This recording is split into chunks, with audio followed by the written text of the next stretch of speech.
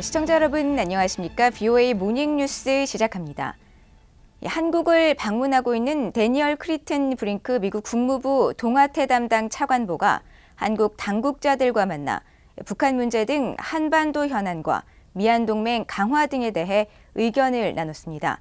한국 측은 최근 발효된 미국의 인플레이션 감축법에 따른 전기차 보조금 지원 대상에서 한국차가 빠지게 된 문제에 대해 적극적인 해결책을 요청한 것으로 알려졌습니다. 첫 소식 조상진 기자가 보도합니다. 지난 5월 초 한국을 방문한 조 바이든 미국 대통령을 수행했던 데니얼 크리튼 브링크 국무부 동아태 차관보가 26일 서울 외교부 청사에서 여승배 한국 외교부 차관보와 회담을 가졌습니다. 두 차관보는 미한 관계와 북한 문제를 비롯해 북핵 관련 현안과 영내 글로벌 이슈 등 상호 관심사에 대해 의견을 교환했다고 한국 외교부가 전했습니다. 이어 양측은 내년 동맹 70주년을 앞두고 고위급 교류의 추동력을 계속 유지해 나가면서 특히 다음 달 개최되는 미한 고위급 확장억제 전략 협의체 EDSCG 회의에서 양국 간 확장억제 실행력 제고 방안에 대한 심도 있는 협의가 이뤄질 수 있도록 노력하기로 했습니다. 한반도 문제와 관련해서는 양측은 북한의 도발 중단과 대화 복귀를 위한 양국 간 긴밀한 공조를 지속적으로 강화해 나가기로 했으며 크리튼 브링크 차관보는 한국 정부의 대북 정책 로드맵인 담대한 구상에 대한 강력한 지지를 재확인했습니다. 이어 양측은 한반도를 넘어 인도태평양 지역과 국제사회의 평화와 안정, 번영을 위해 자유와 민주주의, 인권 등 핵심 가치를 공유하는 미한 간 협력이 필수적이라는 점을 재확인했다고 한국 외교부는 전했습니다. 크리튼 브링크 차관보는 차관보 회담 이후 이도훈 외교부 2차관과 박진 한국 외교부 장관을 잇따라 만나 현안을 논의했습니다. 박진 장관과 이도훈 2차관은 특히 한국산 전기차를 보조금 지원 대상에서 제외한 미국의 인플레이션 감축법에 대한 우려를 잇따라 전했다고 한국 외교부는 밝혔습니다. 박진 장관은 한국 기업들에 대한 차별적 대우는 한미 자유무역협정 FTA와 세계무역기구 WTO 위반 소지가 있어 받아들이기 어렵다며 우려가 해소되도록 가능한 구체적 조치를 신속히 취해야 한다는 의견을 전한 것으로 알려졌습니다. 박 장관은 최근 한국 기업들이 미국의 대규모 투자를 증대해 일자리 창출에 기여했고 한국이 인도태평양 경제 프레임워크와 핵심 광물 안보 파트너십, 4자간 반도체 공급망 협의체 예비회의 등 미국 주도의 공급망 관련 이니셔티브에 적극 동참해온 것 등을 거론하며 이 문제를 강조한 것으로 알려졌습니다. 크리튼 브링크 차관보는 한국 측의 우려를 분명히 인식하고 이해한다는 입장을 밝혔으며 미국에 돌아가 고위급에 보고하겠다고 밝힌 것으로 전해졌다고 한국 언론들은 보도했습니다. VOA 뉴스 조상진입니다.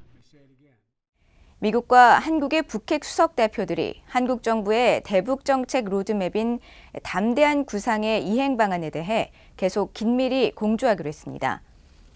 성김 국무부 대북특별대표와 김건 한국외교부 한반도 평화교섭본부장은 26일 전화회담을 갖고 북한의 비핵화 진전을 위한 공조 방안 등을 논의했으며 특히 담대한 구상 성안 과정에서 양국이 장차관을 비롯한 각급에서 수십 차례에 걸쳐 긴밀히 협의해온 것들을 평가했다고 한국 외교부가 전했습니다. 이어 양측은 구체적 이행 방안에 대해 긴밀한 공조를 지속하기로 했으며 또 대북 억지력을 계속 강화하는 가운데 북한이 도발을 감행한다면 강력히 대응하고 동시에 유연하고 열린 접근법을 바탕으로 북한의 대화 복귀를 견인하기 위한 공조를 흔들림 없이 지속해 나가기로 했다고 한국 외교부가 밝혔습니다. 최근 중국과 러시아 전폭기의 한국 방공식별구역 카디즈 무단 침입 문제에 대해 미국 국무부는 동맹 강화의 중요성을 강조했습니다. 한국 윤석열 정부의 담대한 구상에 인권 문제가 포함되지 않았다는 일각의 지적에 대해서는 한국의 새 구상을 지지한다면서도 미국은 북한 인권 상황을 우려한다는 기존의 입장을 확인했습니다. 함지하 기자입니다. 미국 국무부는 최근 잦아진 중국과 러시아 전폭기의 한국 방공식별구역 카디즈 진입 문제와 관련해 인도태평양 내 동맹 강화의 중요성을 강조했습니다. 국무부 대변인실 관계자는 25일 관련 사안에 대한 VOA의 이메일 질문에 미국은 중국과 러시아의 독자적 또는 공동 군사 활동 등 그들이 제기하는 안보 문제를 해결하기 위해 인도태평양 내 동맹 협력 강화의 중요성을 명확히 해왔다고 밝혔습니다.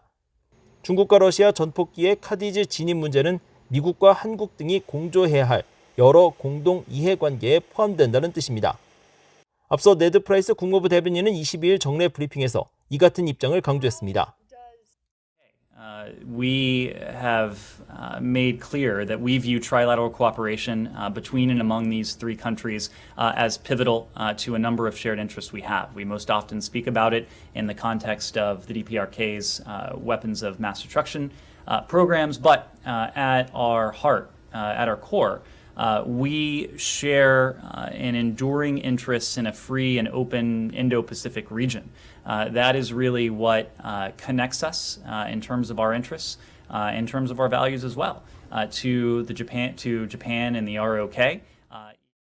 국무부 대변인실 관계자는 이어 한국 윤석열 정부의 대북 정책인 담대한 구상에 북한 인권 문제가 포함되지 않았다는 일각의 지적과 관련한 질문에는 우리는 북한의 인권 상황에 대해 여전히 우려하고 있으며 미국은 인권을 외교 정책의 중심에 두는 데 전념하고 있다고 답했습니다. 그러면서 우리는 북한 인권 실태에 대한 인식을 높이고 인권 침해와 유린을 부각하며 독립적인 정보 접근 증진과 인권 존중을 도모하기 위해 국제사회와 계속 협력하고 있다고 강조했습니다. 이 관계자는 그러면서 우리는 진지하고 지속적인 대북 외교의 길을 열겠다는 한국의 목표를 지지한다는 기존의 입장을 재확인했습니다. 또 우리의 공동 목표는 한반도의 완전한 비핵화라면서 우리는 그 일환으로 계속 윤석열 정부와 긴밀히 조율할 것이라고 강조했습니다. BOE 뉴스 함자입니다. 독일 정부가 40만 유로가 넘는 북한 자금을 동결했다고 국제 자금 세탁 방지 기구가 밝혔습니다. 독일은 또 20여 명에 달하는 북한인을 제재 대상으로 제한하는 등 대북 제재 이행에 적극적이라는 평가를 받았습니다. 박동정 기자가 보도합니다. 국제자금 세탁방지기구가 25일 공개한 독일에 대한 자금 세탁과 테러 자금 조달 방지 상호평가 보고서입니다. 보고서는 독일 정부가 북한과 관련된 정밀 금융 제재 일환으로 41만 872유로를 동결했다고 밝혔습니다. 해당 보고서에는 독일이 지난 2016년부터 2020년까지 매년 실시한 북한 관련 자금의 동결 액수가 표기됐는데 큰 증감 없이 41만 유로 대액수를 지속적으로 유지해온 것으로 확인됐습니다. 국제자금 세탁방지기구가 이들 동결 자산의 출처를 밝히지는 않았지만 과거 사례로 볼 때 대북제재 대상 개인이나 기관의 자금일 것으로 추정됩니다.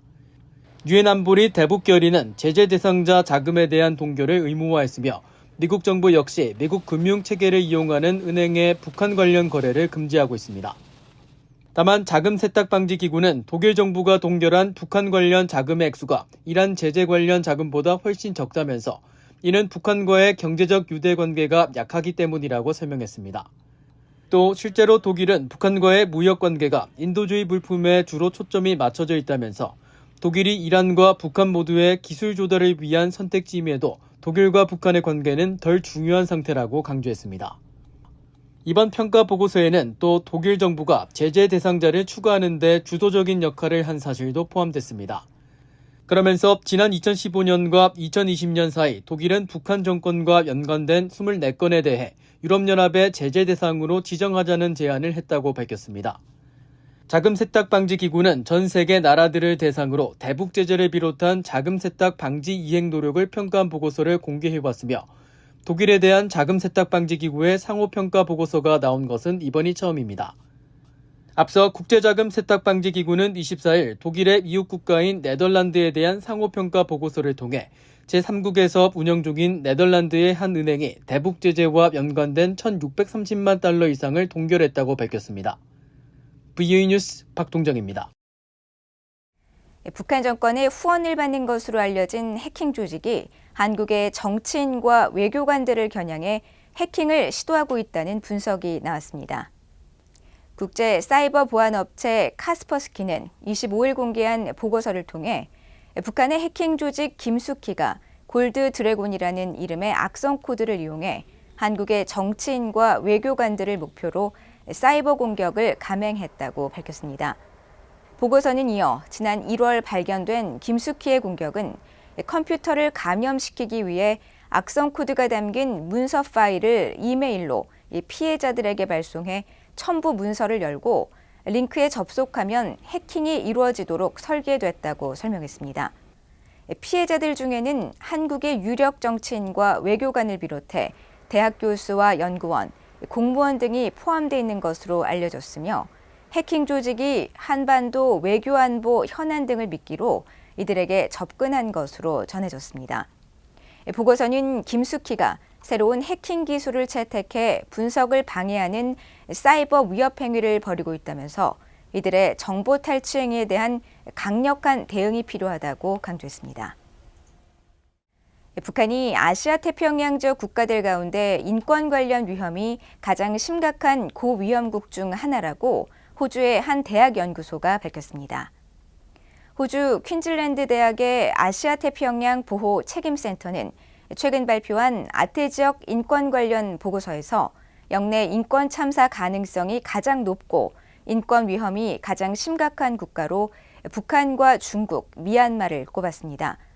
보고서는 특히 북한은 정권 차원에서 심각한 인권 유린이 지속되고 있고 인권 문제 해결과 관련해 어떠한 진전의 기미도 보이지 않는다는 유엔의 평가가 계속되고 있다면서 북한 당국의 차별과 무급 노동 강요, 주민들의 식량 부족, 또 정치범 수용소의 인권 유린 등 총체적 인권 문제가 발생하고 있다고 지적했습니다.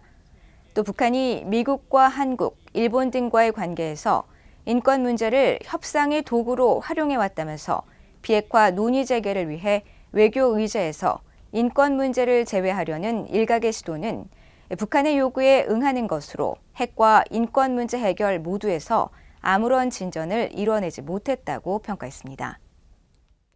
이상으로 BOA 모닝뉴스를 모두 마칩니다. 시청해주신 여러분 고맙습니다.